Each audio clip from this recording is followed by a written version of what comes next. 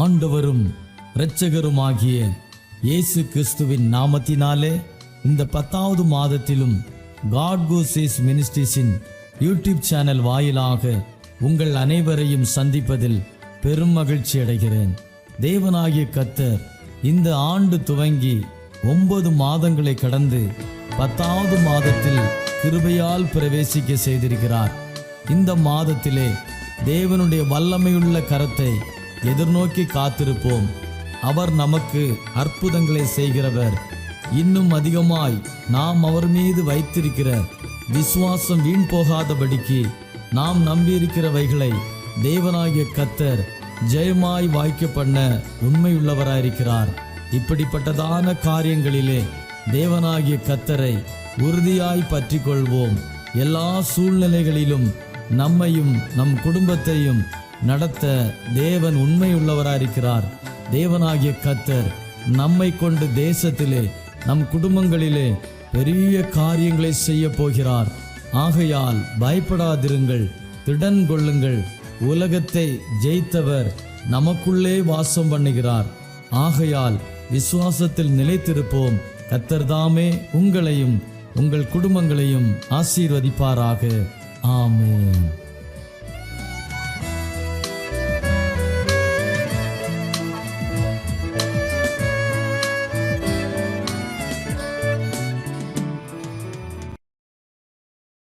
ഈ നല്ല പ്രഭാതത്തിനായിട്ട് ദൈവത്തെ സ്തുതിക്കുന്നു. ഗോഡ് ഗോഡ്സീസ് മിനിസ്റ്ററുടെ ആഭിമുഖ്യത്തിൽ ഇത് പ്രഭാതത്തിൽ നിങ്ങളോട് ദൈവവചനം അറിയിക്കുന്നതിൽ അതിയായ സന്തോഷമുണ്ട്. ഡയറക്റ്റായിരിക്കുന്ന തോമസ് സാർ അവറുകൾക്കും പാർട്ട്ണറായിരിക്കുന്ന എല്ലാ കർത്തദാസന്മാർക്കും പ്രാർത്ഥനാ പടയാളികൾക്കും ലോകമെമ്പാടും ഞങ്ങളെ ശ്രവിക്കുന്ന ഏവർക്കും കർത്താവായ യേശുക്രിസ്തുവിന്റെ നാമത്തിൽ 2023 പ്രഭാത വന്ദനങ്ങളെ അറിയിക്കുന്നു. ഈ ആണ്ടിന്റെ ആരംഭം മുതൽ അവസാനം വരെ ദൈവത്തിന്റെ ദൃഷ്ടി പരിപാലനം ഓരോരുത്തരോടും ഇരിക്കുമാറാകട്ടെ എന്ന് ആശംസിക്കുകയും പ്രാർത്ഥിക്കുകയും ചെയ്യുന്നു. കഴിഞ്ഞ മാസം നമ്മൾ ചിന്തിച്ചതായ അതേ വചനത്തിൽ തന്നെ വെളിപ്പാട് പുസ്തകം 2-ാം അധ്യായം അതിന്റെ 25-26 വാക്യങ്ങൾ വായിക്കുന്നെങ്കിലും നിങ്ങൾക്കുള്ളത് ഞാൻ വരും വരെ പിടിച്ചുകൊള്ളുവിൻ എന്ന് ഞാൻ കൽപ്പിക്കുന്നു. ജയിക്കുന്നവന് ഞാൻ കൽപ്പിച്ച പ്രവൃത്തികളെ അവസാനത്തോടെ അനുഷ്ഠിക്കുകയും ചെയ്യുന്നവന് എൻ്റെ പിതാവ് എനിക്ക് തന്നതുപോലെ ജാതികളുടെ മേൽ അധികാരം കൊടുക്കും. Praise the Lord. കർത്താവ് നമ്മളെ ഏൽപ്പിച്ചിരിക്കുന്നതായ ഓരോ ആത്മീയവും ഭൗതികമായ വിഷയങ്ങളെ നമ്മൾ ഈ ദൗത്യങ്ങൾ ലോകമെമ്പാടും ചെയ്യുവാൻ ശുശ്രൂഷകരായ നമ്മെ ഓരോരുത്തരെയും കർത്താവ് വിളിക്കപ്പെട്ടിരിക്കുകയാണ്.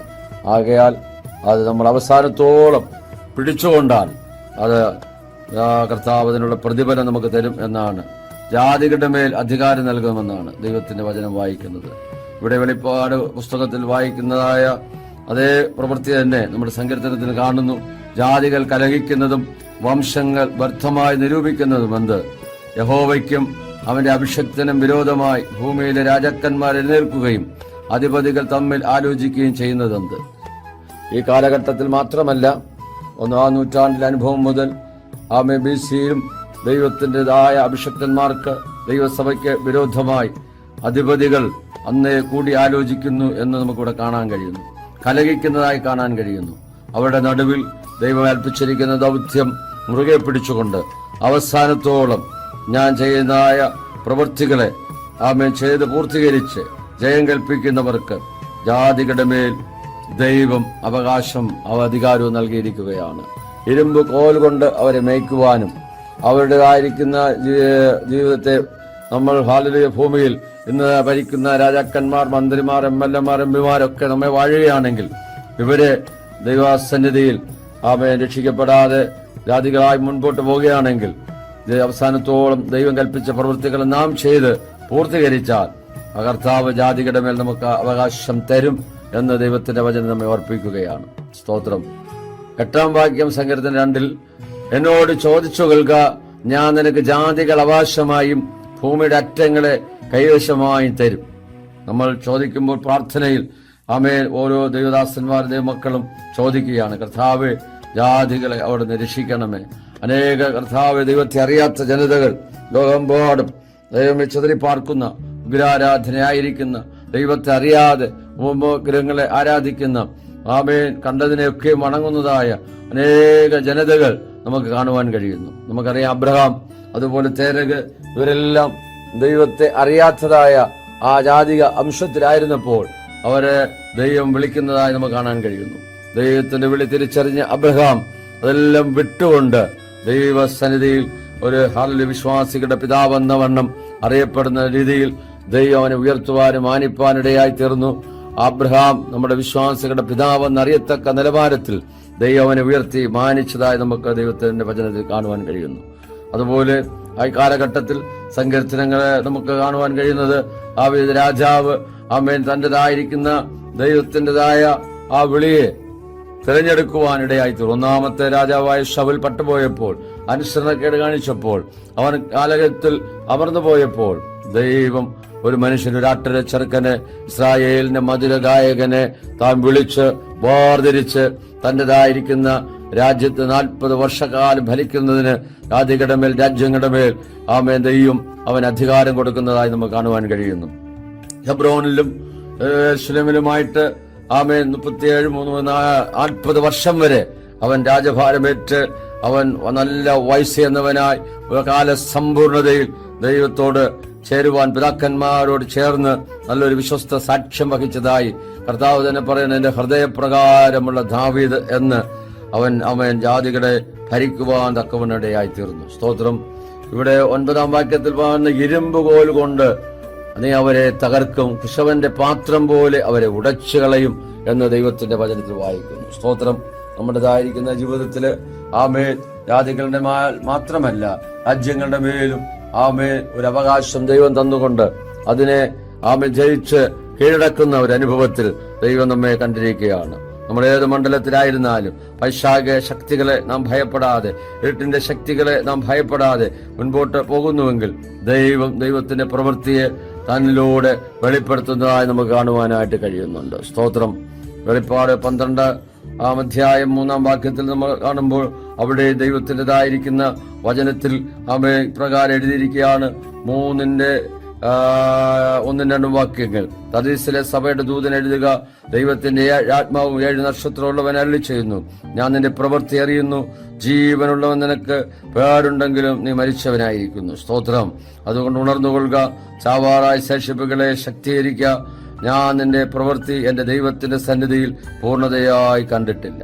നമ്മൾ ചെയ്യുന്ന പ്രവൃത്തികൾ, നമ്മുടേതായ സുവിശേഷ പ്രവർത്തനങ്ങൾ, നമ്മുടേതായിരിക്കുന്ന താലന്തുകൾ, നമ്മുടേതായിരിക്കുന്ന ദാനങ്ങൾ, ധർമ്മങ്ങളൊക്കെയും ദൈവത്തിന്റെ സന്നിധിയിൽ കർത്താവ് നോക്കുമ്പോൾ ആ പ്രവൃത്തിയിൽ ഞാനും നിങ്ങളും കുറവുള്ളവരാണ്. സ്തോത്രം.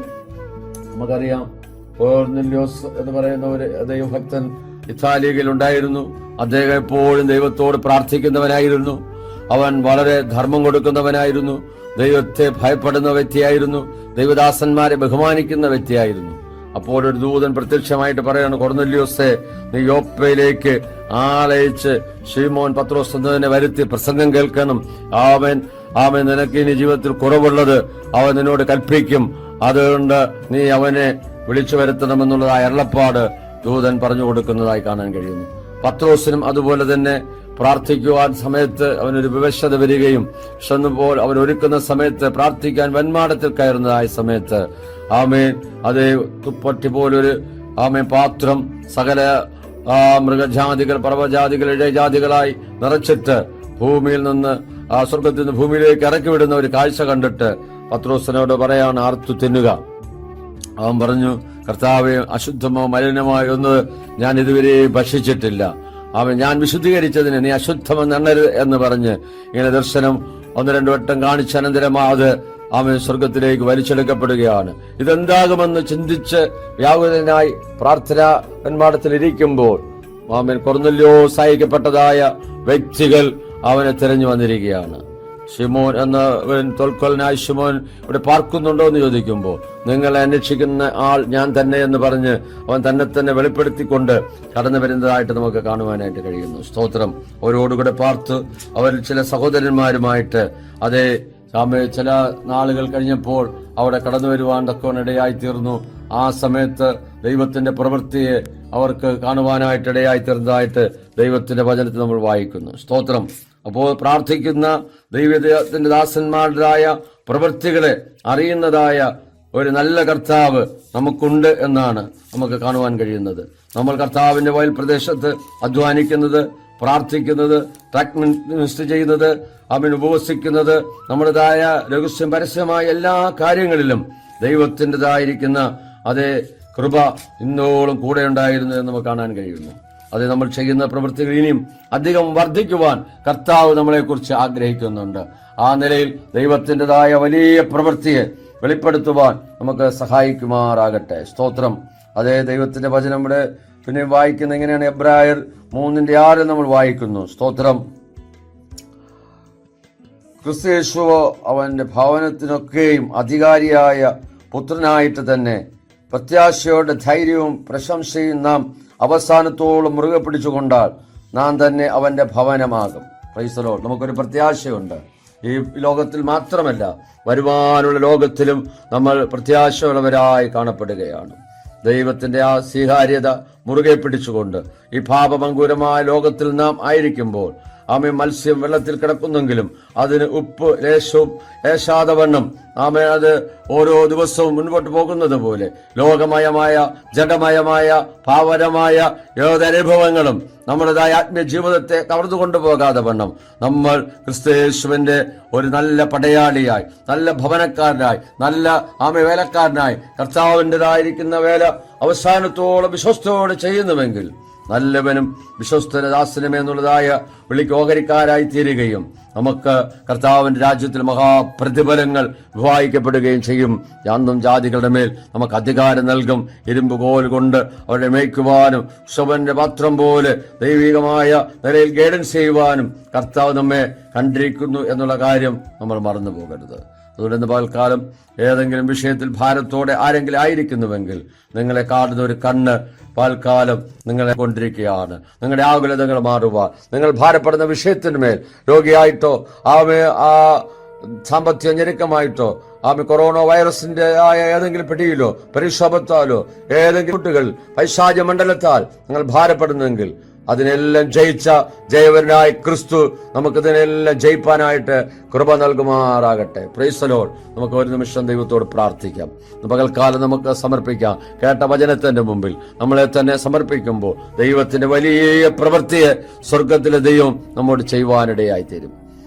സ്വർഗത്തിലും ഭൂമിക്കും നാഥനായ ഞങ്ങളുടെ ദൈവമേ, സ്വർഗസ്ഥ പിതാവേ, ഗോൾഡ് മിനിസ്ട്രിയുടെ ആഭിമുഖ്യത്തിൽ കർത്താവേ, ഇന്ന് പകൽക്കാലം നമുക്ക് ഹല്ലേലൂയ ദൈവവചനങ്ങളെ ലഭിപ്പാൻ തക്കവണ്ണം സ്വർഗത്തിലെ ദൈവം ഇടയാക്കിയ വലിയ കൃപകൾക്കായി, വലിയ മാറ്റത്തിനായി ഞങ്ങൾ ദൈവത്തെ സ്തുതിക്കുകയാണ്. കർത്താവേ, അവിടുന്ന് കർത്താവേ ഇതിനായിരിക്കുന്ന ദൈവം അനുഗ്രഹിക്കണം. കുടുംബമായി ശക്തമായി 2023 കർത്താവെ ഭയപ്പെടുത്തുമാറാകണമെന്ന് പ്രാർത്ഥിക്കുന്നു. കഴിഞ്ഞ നാളുകളേക്കാൾ ശക്തമായി ലോക എമ്പാടും ദൈവത്തിന്റെ വേല ശക്തമായി ചെയ്യത്തക്ക നിലവാരത്തിൽ അദ്ദേഹത്തെ കർത്താവ് അവിടെ അഭിഷേകം ചെയ്തു. തന്റെ ഹൃദയത്തിലെ ആഗ്രഹങ്ങളെ ദൈവം അവിടെ നൽകുമാർത്തികളെ വിശാലമാക്കണമേ, പ്രവർത്തനങ്ങളെ വിശാലമാക്കണമേ. കർത്താവെ, രാത്രി പ്രാർത്ഥനകൾ, ഉപവാസ പ്രാർത്ഥനകൾ, അവിടുന്ന് ചെയ്യാനിരിക്കുന്നതായ വലിയ കർത്താവെ മിശ്രികളെല്ലാം ദൈവം അവിടുന്ന് ശാരദയെ കൊണ്ടുവരുന്ന കൃപയ്ക്കായി സ്തോത്രം ചെയ്യുന്നു. ഇതിനകത്ത് പ്രവർത്തിക്കുന്ന ഓരോ അഭിഷക്തന്മാർക്കായി പ്രാർത്ഥിക്കുന്നു. അവരുടെ പ്രവർത്തനങ്ങളെ അനുഗ്രഹിക്കണമേ, സഭാ ശുശ്രൂഷകളെ അനുഗ്രഹിക്കണമേ. കർത്താവെ, തന്നോട് ആത്മാർത്ഥമായി നിന്നുകൊണ്ട് ദൈവത്തിൻ്റെതായ ശക്തമായ ദൂത് എമ്പാടും കൈമാറുവാൻ സ്വർഗ്ഗം അവിടെ ഇടവരുത്തണമെന്ന് ഞങ്ങൾ ദൈവത്തോട് പ്രാർത്ഥിക്കുന്നു. കേൾക്കാരാജനത്തിനു വേണ്ടി പ്രാർത്ഥിക്കുന്നു. അവർ ഭാരത്തോടെ വേദനയുടെ ആയിരിക്കുന്ന വിഷയത്തിൽ സ്വർഗത്തിലെ ദൈവം ഇന്ന് പകൽക്കാലം ഒരു വിടുതൽ കൽപ്പിക്കുമാറാകണമേ. വൈറസിന്റേതായ ഭാഗങ്ങൾ കർത്താവെ വീണ്ടും ദൈവമേ ലോകമെമ്പാടും ആലതല്ലുമ്പോൾ കർത്താവെ അതിനെല്ലാം ജയിപ്പാൻ തക്കവണ്ണമുള്ള ഒരു കൃപ ദൈവം നൽകണമേ. സാത്താന്യ പോരുകളെ ജയിക്കുവാൻ, പൈശാച മണ്ഡലങ്ങളെ ജയിക്കുവാൻ, ജഡത്തിന്റെ പ്രവൃത്തികളെ ജയിപ്പാൻ തക്കവണ്ണം ജാതികളുടെ മേൽ അധികാരം നൽകുന്നത് കൊണ്ട് ഞങ്ങൾ അങ്ങ് വാഴ്ത്തുകയാണ്. കർത്താവെ, തൽക്കാലം കർത്താവെ, പാതനോട് ആശുപത്രി കിടക്കയിലായിരിക്കുന്ന, രോഗക്കിടക്കയിലായിരിക്കുന്ന, അഭാവജനത്തിന് വഴിയില്ലാതെ ഭാരപ്പെടുന്ന എന്റെ മക്കൾക്കായി പ്രാർത്ഥിക്കുന്നു. വിദ്യാഭ്യാസ മേഖലയിൽ ഭാരപ്പെടുന്ന തകർന്നതായ വ്യക്തികൾക്കായി പ്രാർത്ഥിക്കുന്നു. മദ്യത്തിന് മയക്കമരുന്നിന് അടിമകൾക്കായി പ്രാർത്ഥിക്കുന്നു. തകർന്ന കുടുംബങ്ങൾക്കായി പ്രാർത്ഥിക്കുന്നു. പിതാപുത്ര പരിശുദ്ധാത്മാവിന്റെ നാമത്തിൽ വിടുതൽ കൽപ്പിച്ച് അനുഗ്രഹിച്ച് പ്രാർത്ഥിക്കുമ്പോൾ കൃപയുടെ കേട്ടുത്തരങ്ങൾ സ്വർഗീയ നല്ല പിതാവേ, ആമേ ആമേ. ദൈവവചനങ്ങൾ അനുഗ്രഹിക്കുമാറാകട്ടെ. God bless you.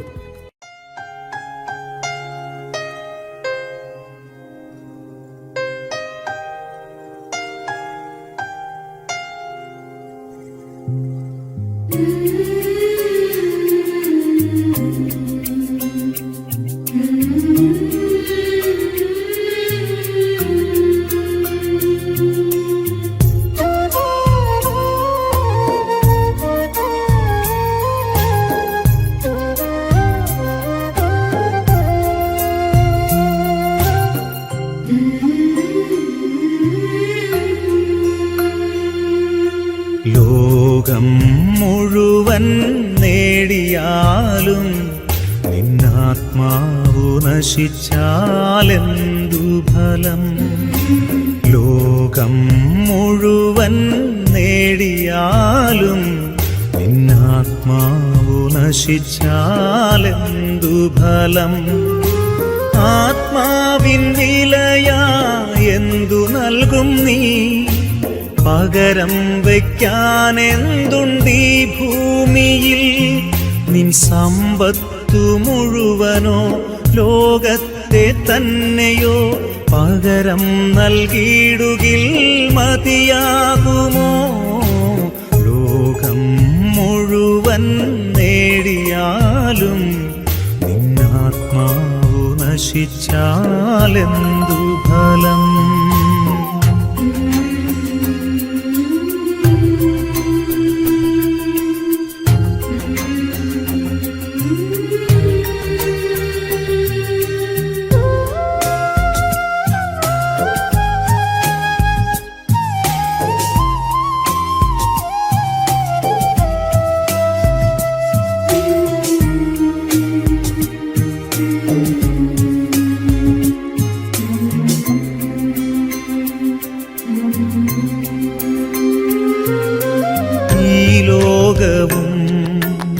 അതിലുള്ളതൊക്കെയും നശ്വരമാണെന്നറിഞ്ഞിടുവിൻ.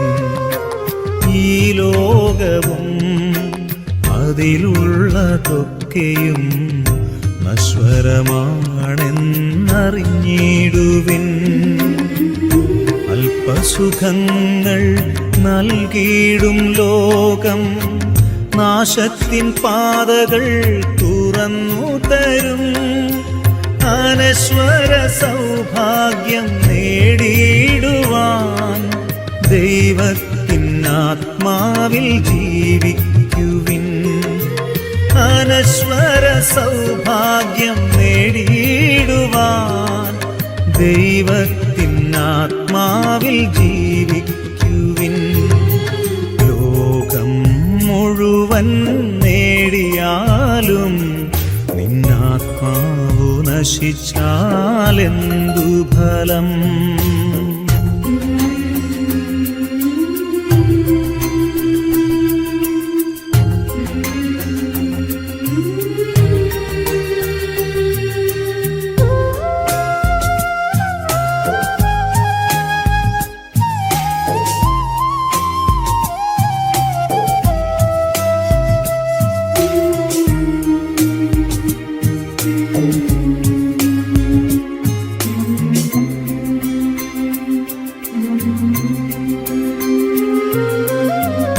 ജീവിതം ദൈവത്തിൻ ദാനം, അവിടുത്തെ നാമം പുകഴ്ത്തിയിടുവിൻ.